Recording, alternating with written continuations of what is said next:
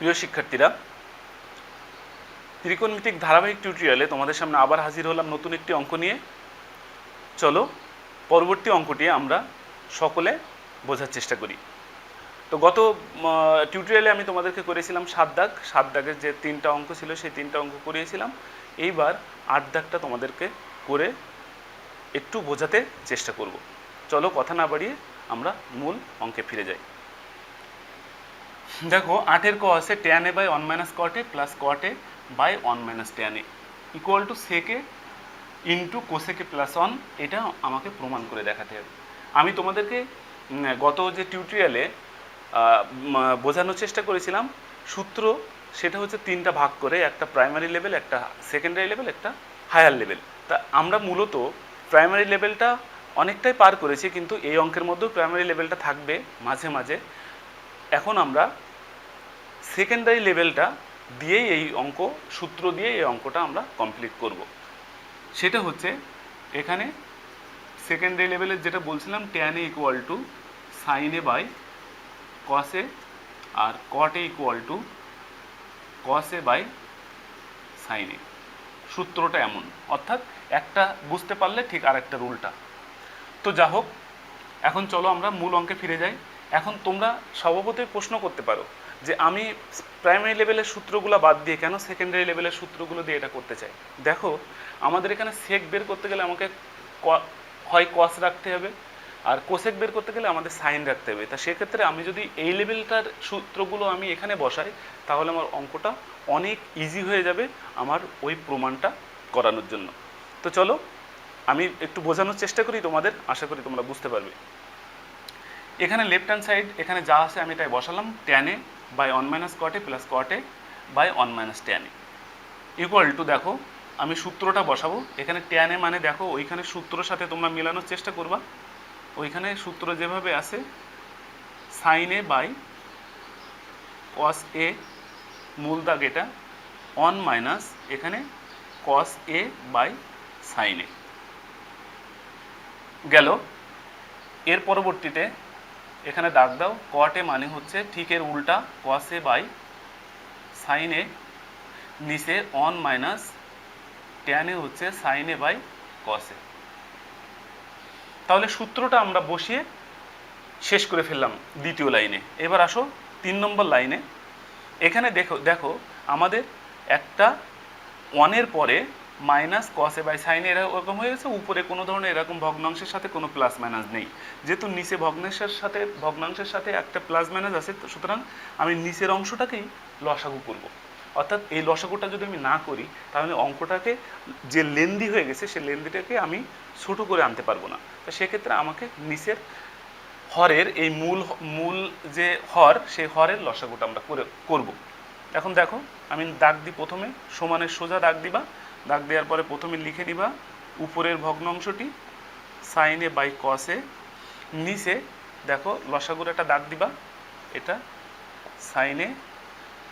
লসাগু হলে আমি বলেছিলাম যদি কোনো ধরনের হর না থাকে তাহলে সরাসরি লসাগুকে গুণ করে বসিয়ে দিলেই চলবে।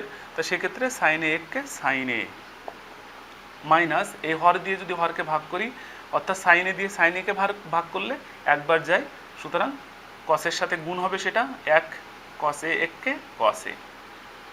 এই দাগটা সবসময় তোমরা লম্বা দিবা যাতে বুঝতে পারো যে মূল ভগ্নাংশের দাগ এটা, কারণ এখানে 3টা দাগ থাকে, এখানে একটা, এখানে একটা, এখানে একটা। এই দাগটা দিলে তুমি বুঝতে পারবে যে এটাই হচ্ছে মূল দাগ, অর্থাৎ এই দাগটা একটু লম্বা করে দিবা। প্লাস একইভাবে বসাও, এখানে উপরে আছে cos a by sin a, নিচে লসাগু করো একইভাবে cos a লসাগু। ওই যে 1 আছে, সুতরাং 1 যেহেতু আছে তুমি 1 এর সাথে গুণ করে বসাও, cos a K cos a minus cos a দিয়ে cos a কে ভাগ করলে একবার যায় sin a, 1 K sin a, এই sin a বসলো। এবার দেখো যেহেতু আমাদের sin a by cos a, আবার এখানেও একটা ভগ্নাংশ হয়ে গেছে, এখানেও একটা ভগ্নাংশ হয়ে গেছে, তাহলে অর্থাৎ ডাবল ভগ্নাংশ থাকলে আমরা কি শিখেছিলাম গত টিউটোরিয়ালে, সেটা হচ্ছে গুণ দিয়ে সে ভাগ প্রক্রিয়াকে আমাকে ভাগটা করতে গেলে, ভগ্নাংশের ভাগটা করতে গেলে গুণ দিয়ে উল্টিয়ে দিতে হয়। তা আমি এখন গুণ দিয়ে উল্টিয়ে দেবো। দেখো এখানে বসাও sin a by cos a দেখো এখানে কি কি বলছে, এখানে সাইন এ মাইনাস কস এ, এখানে সাইন এ, তাহলে সাইন এ নিচে আছে, আমি গুণ দিয়ে সাইন এ কে উপরে বসাবো, নিচে sign A minus cos A, একইভাবে plus cos A by sine A, এখানে দেখো এখানে কস এ নিচে আছে, কসকে উপরে পাঠাও, cos A by cos A minus sine A, cos A উপরে গেল, কস এ মাইনাস সাইন এ নিচে আসলো। এখন এই অঙ্কটা আমরা এই পর্যন্ত শেষ করলাম। দেখো এখানে সাধারণত ভগ্নাংশকে উল্টিয়ে দিলে ভাগ করার সিস্টেম থাকে, সেক্ষেত্রে আমাদের কাটাকাটি করা যায়, একটা দিয়ে আরেকটাকে ভাগ করা যায়। এখানে যেহেতু কোনো ধরনের সুযোগ হচ্ছে না, সেক্ষেত্রে তোমরা উপরে উপরে গুণ এবং নিচে নিচে গুণ করে এটা শেষ করবা। তা সেক্ষেত্রে দেখো এখানে সাইনের সাথে সাইনে আছে, তাহলে সাইনে সাইনে গুণ করলে কি হয়, সাইন স্কোয়ার এ, নিচে এর সাথে গুণ করে বসাও কস এ ইন্টু এখানে সাইন এ মাইনাস কস এ, যেহেতু এখানে গুণ দিয়ে দুটো একসাথে আছে সেহেতু এখানে ব্র্যাকেট দিবা, প্লাস একইভাবে এখানে কস এ গুণ করলে কস স্কোয়ার এ, নিচে sign A into cos A minus sine এ। দেখো গুণ করে আমি বসালাম, গুণ করে বসানোর পরে এবার এখান থেকে তোমাদের ফোকাস রাখতে হবে, এখানে ফোকাস রাখতে হবে যে এখান থেকে আমি কি করব। দেখো আমাদের উপরে যদি আমি একটুখানি, যেহেতু জায়গার স্বল্পতার কারণে আমি যদি মুছে না দিই, তাহলে এই লাইনটা যেহেতু অনেক বড় হবে, সেহেতু আমাদের অঙ্কটা করতে অসুবিধা হবে। তো আমি এখানে কিছু অংশ মুছে দিচ্ছি, তাহলে তোমাদেরকে বুঝতে সুবিধা হবে। দেখো আমাদের এই যে হর আছে, আমাদের ভগ্নাংশ থাকলে প্লাস দিয়ে দুই পাশে যদি দুইটা ভগ্নাংশ থাকে, তা সাধারণত আমাদের এখানে লসাগু করেই অঙ্কটাকে সমাপ্ত করতে হয় বা পরবর্তী ধাপে যেতে হয়। তা এখানে একটা জিনিস তোমরা চিন্তা করে দেখো, যেহেতু এখানে হরের সাথে একটু সমান সমান যদি থাকে, মিল থাকে, তাহলে তোমার অঙ্কটা করতে অনেক সুবিধা হয়। এই সুবিধা থেকে পেতে গেলে আমাকে হর মিল আছে কিনা দেখতে হবে। আমাদের স্বভাবতই দেখলে মনে হচ্ছে হরের সাথে হরের মিল আছে, কিন্তু তোমরা একটু তীক্ষ্ণ দৃষ্টি দিয়ে দেখো হরের সাথে হর মিল নেই, এই হরের সাথে এই হরের মিল নেই। কারণ দেখো এখানে সাইনে প্লাস আছে কিন্তু এখানে সাইনে মাইনাস, এখানে মাইনাস আছে কিন্তু এখানে কসে কিন্তু প্লাস আছে। তাহলে এটা তৈরি করার জন্য আমাকে অবশ্যই এই সমপরিমাণ এখানে আমাকে আনতে হবে। এই সমপরিমাণে যদি আমি আনতে যাই, তাহলে আমি যদি একটা মাইনাস কমন নিই, তাহলে আমাকে মাইনাসটাকে প্লাস করতে পারবো আর প্লাসটাকে মাইনাস করতে পারবো। তা আসো এখান থেকে এখানের লাইনটা তোমরা খেয়াল করো, উপরে কি আছে, সাইন স্কোয়ার এ, নিচে কস এ ইন্টু সাইন এ মাইনাস কস এ, প্লাস উপরে বসাও কস স্কোয়ার এ, নিচে একটা মাইনাস নাও, মাইনাস কমন, অর্থাৎ সাইনের আগে একটা মাইনাস দাও, তাহলে কি হচ্ছে, এখানে যে মাইনাস সাইনে আছে এটাকে প্লাস হলে আমার এখানে আগে লিখতে হবে, তাহলে আমাকে প্লাস দেওয়া লাগে না প্রথমে, এটা তোমরা ভালোভাবে জানো। আর যেহেতু এটা প্লাস আছে, মাইনাস কসে আমি এটা লিখব, শেষ। এবার দেখো পরবর্তী লাইনটা আমাকে করতে গেলে অবশ্যই এই মাইনাসটা আমি যদি রাখি তাহলে আমার একটু সমস্যা হবে। সেক্ষেত্রে এখানে যে পদ্ধতিটা আছে সেই পদ্ধতিটা আমরা পরের লাইনে করে বোঝার চেষ্টা করি। এখানে কি আছে, সাইন স্কোয়ারে নিচে কসে ইন্টু সাইনে মাইনাস কসে। দেখো এখানে প্লাস আর এখানে মাইনাস যখন থাকে তখন এটা গুণ হয়ে যায়, গুণ হয়ে এটা এখানে বসে, তখন এই মাইনাসটা থাকে না। তাহলে প্লাস মাইনাসে গুণ করলে মাইনাস, একইভাবে ওই লাইনটা কস স্কোয়ারে নিচে মাইনাস উঠে গেল, সাইন এ ইন্টু সাইন এ মাইনাস কস, শেষ। এখন আমার এই লাইনগুলোর আর দরকার নাই, এই লাইনগুলো আমি যেহেতু ওইটা শেষ করে ফেলছি, তাহলে আমি ওই লাইনগুলোর আর দরকার নাই। এবার কি করব, আমি লসাগু নিব। দেখো লসাগু, এই লসাগু নিতে গেলে আমি এখানে আমার কসে আছে, আমার এইটা সম্পূর্ণ নিতে হবে। তা আমি একটু ফাঁক রাখি, কারণ ফাঁকটা কেন রাখতেছি সেটা তোমরা বুঝতে পারবে। যেহেতু সাইনে মাইনাস কসে, সাইনে মাইনাস কসে, তাহলে সাইনে মাইনাস কসে আমি এখানে লিখতে পারি। এবার কেন ফাঁক রাখলাম, এইটা পুরাটা আমি নিলাম। প্রথম রাশিটা আমি যখন সব নিই তখন দ্বিতীয় রাশিটা আমি যেটা নিইনি সেটাকে নিতে হবে। যেহেতু সাইনে মাইনাস কসে আমি নিছি, দেখো এখানে সাইন এটা নিই নাই, তাহলে সেক্ষেত্রে আমি এখানে গুণ বসাতে পারি সাইনে, ইন্টু সাইনে, ইন্টু বসালেও হয়। আবার তুমি যদি মনে করো যে না বসিয়ে কাজটা করবে তাহলেও সেটা গুণ সম্পর্ক থেকে যায়।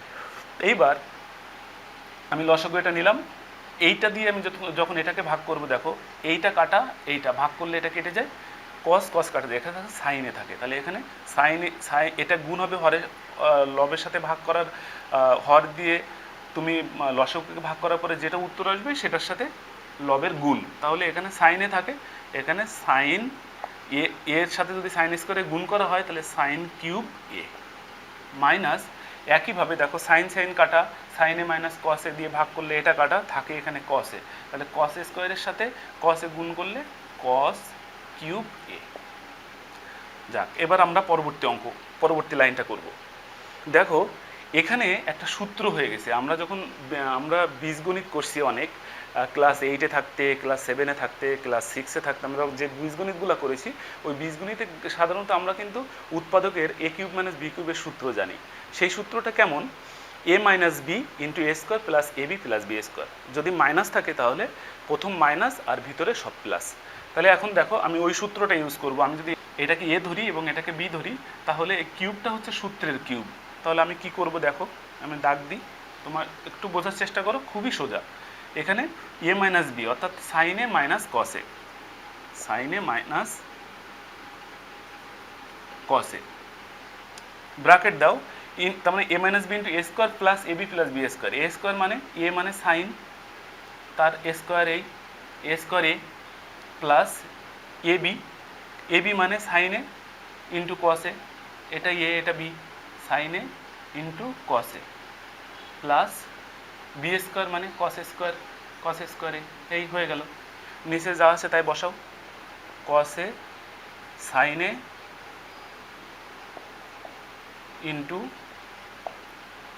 ইন্টু সাইনে মাইনাস কসে। দেখো এর সাথে কোনোটা মিল আছে কিনা যা আমরা কেটে দিতে পারবো। এই সাইনে মাইনাস কসে কাটা গেল, ভাগ হয়ে গেল অর্থাৎ কেটে গেল। উপরে এই অংশটা থাকে, বসাও। উপরে সাইন স্কোয়ার এ প্লাস সাইনে কসে প্লাস কস স্কোয়ার এ। নিচে যা আছে সেটা বসাও, নিচে আছে কসে ইন্টু সাইনে। এবার দেখো পরবর্তী লাইনটা আমি করব। পরবর্তী লাইনটা করতে গেলে আমাকে যেটা করতে হবে, আমাকে একটু ট্রিক্স খাটাতে হবে। সেই ট্রিক্সটা হচ্ছে, আমাদের একটা সূত্র আছে সাইন স্কোয়ারে প্লাস কস স্কোয়ারের মান অন। তা সেক্ষেত্রে আমি যদি দুইটা পাশাপাশি বসাই, তাহলে দেখো এটাকে আমি আরেকটু শর্টে আনতে পারবো। সাইন স্কোয়ারে প্লাস কস স্কোয়ারে প্লাস সাইনে কসে, অর্থাৎ আমি এটাকে আগে বসালাম, এটা আগে বসানোর সুযোগ আছে বা থাক, কসে ইন্টু কত সাইনে, এই বসালাম। এই বসানোর পরে ঠিক আবারও আমি মুছবো। সেক্ষেত্রে আমি যেটা করব, এই লাইনটা তোমরা একটু ফোকাস করো, sine square plus cos square equal to সাইনে কসে ইন্টু সাইনে নিচে হর। তা সেক্ষেত্রে দেখো এইটার মান সাইন স্কোয়ার প্লাস কস স্কোয়ারের মান হচ্ছে 1, এখানে প্লাস থাকে, অর্থাৎ এটাকে যদি তুমি ব্র্যাকেট দাও, এটার মান 1 প্লাস সাইনে ইন্টু কসে। নিচে আছে আমার একইভাবে কসে ইন্টু সাইনে, ইন্টু দিলেও হয় না দিলেও হয়। যেহেতু আমি এটা বসাতে পারছি, আমার এখানে আর দরকার নেই, আমি লাস্টের লাইনটা রাখি। এইবার দেখো আমার যখন এখানে থাকে 1 প্লাস সাইনে কসে, নিচে কসে ইন্টু সাইনে, তখন আমি এটাকে ডিভাইডেড করে দিতে পারি। কীভাবে ডিভাইডেড করে দিতে পারি দেখো একটু চেষ্টা করে। অনের নিচে যেহেতু অনের নিচে ভগ্নাংশ হর এটা আছে, আবার সাইনে কসের নিচেও ভগ্নাংশের হর একই আছে, তাহলে সেটাকে আমি একটু ভাগ করে দিই 1/, এটা হচ্ছে আমার প্রমাণ করার সুবিধার্থে আমাকে এটা করতে হবে। 1/কসে সাইনে প্লাস, এখানে দেখো সাইনে কসে নিচে কসে সাইনে। এখন দেখো এখানে 1/cos এ এখানে ভাগ করে দিলাম, শুধু আমি ভাগ করে দিলাম। আমি যদি আবার লসাগু করি আমি এটাকে আবার ফেরত যেতে পারবো। তাহলে সেক্ষেত্রে আমি যেটা আমাকে করতে হবে, এখানে আমার দেখো সাইনে কসে আর কসে সাইনে সেম কথা, সাইনে কসে যা কসে সাইনে তাই, সুতরাং উপরে যা আছে নিচে তা আছে। আমি যদি এটাকে এটা দিয়ে ভাগ করি তাহলে একবার যায় 1। তাহলে আমি এখানে কি করব, 1/cos এ ইন্টু এটাকে আমি আবার ভাগ করে দেব, এটাকে আমি আবার ডিভাইডেড করে দেবো, অর্থাৎ হর আলাদা আলাদা করে দিলে কোনো সমস্যা নেই। 1/sin এ 1/cos এ ইন্টু 1/sin এ আমি এটাকে ভাগ করে দিতে পারি। প্লাস থাকলেও যেমন ভাগ করে দেওয়া যায়, মাইনাস ইন্টু থাকলেও এরকম ভাগ করা যায়। এখানে যেহেতু ইন্টু সম্পর্ক আমি এখানে ইন্টু দিলাম, 1-এর নিচে কসে আসে একবার, আবার 1-এর নিচে আবার সাইনে আসে একবার, এখন প্লাস এটার মান আসছে 1। এখন দেখো যেহেতু এখানে 1 আসছে, এখন আমাকে এটা করব 1/cos এর প্রাইমারি যে সূত্রটা তোমাকে বলেছিলাম, 1/cos এ হচ্ছে সেকে ইন্টু 1/sin এ হচ্ছে কোসেকে প্লাস 1। দেখো আমাদের যে কাঙ্ক্ষিত রাইট হ্যান্ড সাইড ছিল, সেই রাইট হ্যান্ড সাইডের সাথে আমার লেফট হ্যান্ড সাইড মিলে গেছে। তাহলে সেক্ষেত্রে আমাকে এইভাবেই অঙ্কটা শেষ করতে হবে। আমি এবার করতে পারি রাইট হ্যান্ড সাইড, অতএব left hand side equal to right hand side proofed, PROV, এই প্রুফড। এখন দেখো অঙ্কটা একটু বড় হতে পারে, অঙ্কটা যদি তোমরা ধারাবাহিকভাবে করার চেষ্টা করো আমার মনে হয় না এটা খুব বেশি কঠিন অঙ্ক। সুতরাং সূত্রগুলো একটু মাথায় রাখবো, ওটা বুঝতে পেরেছো? যদি তোমাদের বুঝতে কোনো ধরনের সমস্যা হয় তাহলে অবশ্যই কমেন্টস করে আমাকে একটু জানিও, তাহলে আমি পরবর্তী ধাপে যেসব বিচ্যুতি আছে বা যেসব ভুল ভ্রান্তি মনে হয় সেগুলো আমি তোমাদের সমাধান করে দেওয়ার চেষ্টা করব। অবশ্যই চ্যানেলটার সাথে থেকো এবং কমেন্টস এবং শেয়ার করো। অনেক ধন্যবাদ।